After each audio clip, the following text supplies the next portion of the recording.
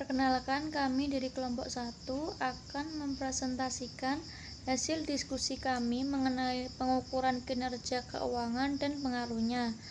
Sebelumnya, perkenalkan, nama saya Novita Ayuning Tias dan rekan saya Gilang Satria Sugi Saputra, Cynthia Monika Safitri, dan Aliatul Ilminida. Yang pertama adalah penciptaan nilai. Secara umum, tujuan dari organisasi berorientasi laba adalah untuk memaksimalkan nilai perusahaan, menolak beberapa batasan, konsumen, dan pemegang saham.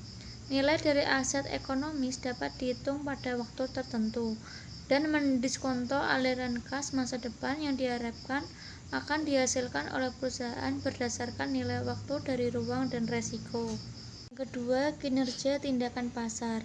Kinerja tindakan pasar merupakan salah satu cara untuk menilai perusahaan nilai dengan menggunakan pengukuran pasar dari kinerja yang didasarkan pada perusahaan nilai pasar, perusahaan, dividen, dan retur kepada pemegang saham. Selanjutnya, pengukuran kinerja pasar. Keunggulannya adalah memberikan indikasi langsung terhadap perubahan nilai perusahaan. Kedua, memiliki karakteristik yang dapat dimengerti, efisien, tepat, akurat, dan objektif. Keterbatasan atau kekurangannya adalah pengukuran kinerja pasar terkendala masalah pengendalian. Nilai pasar tidak selalu menggambarkan kinerja yang sesungguhnya. Ketiga, pengukuran kinerja pasar sebenarnya berpotensi gagal mencapai kesesuaian. Pengukuran akuntansi kinerja. Berdasarkan akuntansi, ringkasan atau pengukuran kinerja bottom line berasal dari dua bentuk dasar, yaitu pengukuran residual atau pengukuran akuntansi laba dan pengukuran rasio atau pengukuran retur akuntansi. Pengukuran ini biasanya diambil dari peraturan yang ditentukan oleh pengatur standar untuk tujuan pelaporan keuangan. Ringkasan, pengukuran berbasis akuntansi memiliki beberapa keunggulan, yaitu 1. Laba akuntansi dan retur dapat diukur tepat waktu atau dalam periode jangka pendek, relatif dengan tepat dan objektif. 2. Dapat diukur secara tepat dan objektif berdasarkan dasar ketetapan waktu, seperti aliran kas, pengiriman, atau penjualan. Pengukuran akuntansi paling tidak secara konseptual sesuai dengan tujuan organisasi untuk memaksimalkan laba. Alasan mengapa pengukuran laba akuntansi gagal untuk merefleksikan pendapatan ekonomi secara sempurna, yaitu sistem akuntansi adalah sebuah sistem yang berorientasi pada transaksi. 2. Laba akuntansi sangat tergantung pada pilihan metode pengukuran. 3. Laba akuntansi diturunkan dari aturan pengukuran yang seringkali memiliki bias konservatif. 4. Perhitungan laba mengabaikan beberapa nilai ekonomi dan nilai perubahan yang dirasa oleh akuntan tidak dapat diukur secara akurat dan objektif. 5. Laba merefleksikan biaya modal yang dipinjam atau melalui pengurangan modal, tetapi mengabaikan biaya dari modal ekuitas. 6. Laba akuntansi mengabaikan resiko dan perubahan risiko. 7. Gambaran laba juga berfokus pada masa sebelumnya. Pengukuran laba residual sebagai solusi yang tepat untuk masalah pengukuran ROI.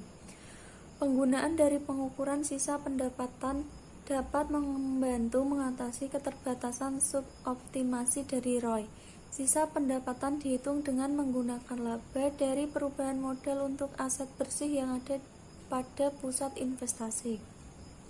Jika biaya laba residual dibuat dengan tingkat keuntungan investasi yang disyaratkan perusahaan, ukuran laba residual memberi semua manajer pusat investasi sebuah insentif yang sama untuk investasi. Dengan demikian, hal tersebut menunjukkan suboptimisasi masalah yang tidak dapat dipisahkan pada pengukuran ROI, tanpa memperhatikan tingkat retur yang berlaku untuk masing-masing divisi. Manajer divisi termotivasi untuk berinvestasi pada semua proyek yang menjanjikan tingkat retur yang lebih tinggi, atau paling tidak sama apabila dibandingkan dengan biaya modal perusahaan. Saya akan melanjutkan presentasi dari Mbak Monica. Pengukuran laba residual mengatasi masalah suboptimisasi, tetapi tidak dapat mengatasi distorsi yang muncul ketika manajer melakukan investasi baru dalam aktiva tetap.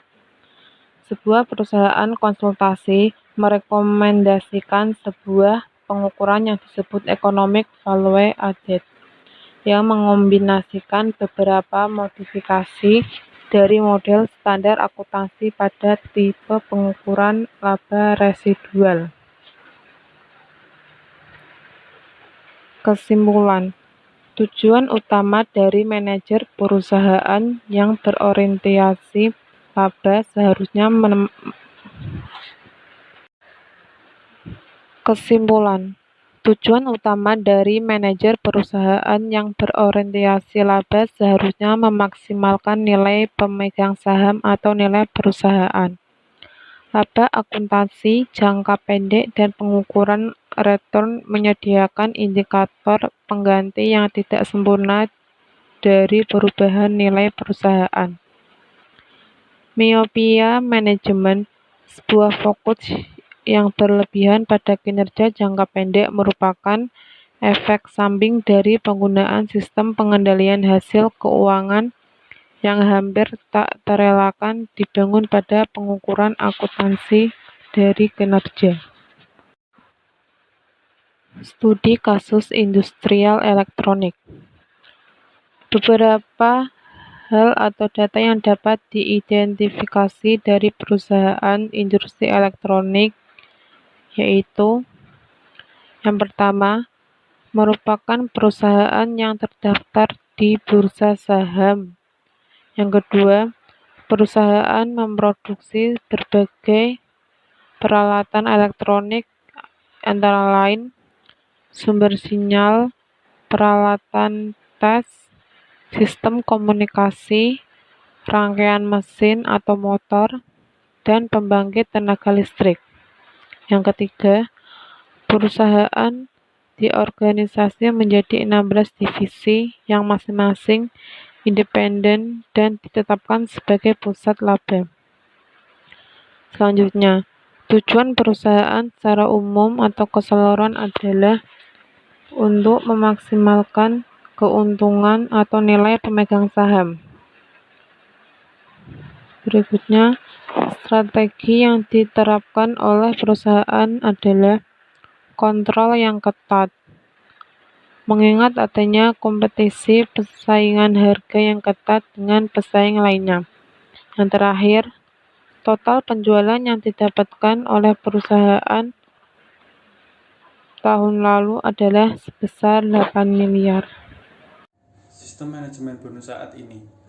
Beberapa data dan fakta yang dapat dilihat dari sistem manajemen bonus yang dijalankan oleh perusahaan saat ini adalah sebagai berikut. Yang pertama, manajemen bonus yang dijalankan saat ini adalah manajemen yang didasarkan pada kinerja perusahaan secara keseluruhan. Yang kedua, bonus sebesar 10% dari keuntungan setelah pajak akan diberikan apabila telah melebihi 12% dari kekayaan bersih perusahaan. Yang ketiga, dan secara historis, manajer-manajer di industri elektronik selama ini mendapatkan bonus dalam rentang 30-120% dari gaji dan rata-ratanya sekitar 50%. Namun pada tahun 2000 dan 2001 ketika resesi terjadi, jumlah bonus adalah 0. Perusahaan tidak dapat memberikan bonus kepada pegawainya. Permasalahan yang terjadi yaitu munculnya komplain atau keluhan dari para manajer, terutama manajer yang berkinerja baik. Manajer ini yakin bahwa selama bonus saat ini tidak adil karena tidak dapat mengakui kontribusi mereka secara proporsional, serta terjadi persaingan yang sangat ketat untuk manajemen perusahaan. Sebagai respon dari munculnya komplain, maka manajemen Puncak bersama dengan Departemen SDM dan bagian keuangan telah merancang suatu sistem baru dalam pemberian bonus bagi karyawan dan manajer. Beberapa hal baru yang ditawarkan antara lain Yang pertama, bonus akan ditentukan oleh kinerja yang menjadi tanggung jawab masing-masing entitas. Yang kedua, untuk pengukuran dalam pemberian bonus, kinerja aktual akan dibandingkan dengan target anggaran yang telah dinegosiasikan sebelumnya. Yang ketiga, setiap divisi akan diberikan tujuan laba ekonomis. Ini dimaksudkan agar penggunaan aset benar-benar maksimal dan optimal dalam menghasilkan laba. Yang terakhir, jika laba aktual sama persis dengan laba tujuan yang telah ditetapkan, maka manajer akan memperoleh bonus 50% dari gaji. Bonus akan meningkat dan atau turun secara linear sebesar 5% untuk setiap $100.000 di atas dan atau di bawah tujuan. Bonus maksimum adalah sebesar 150% gaji dan bonus minimum adalah sebesar 0. Presentasi dari kami ucapkan terima kasih.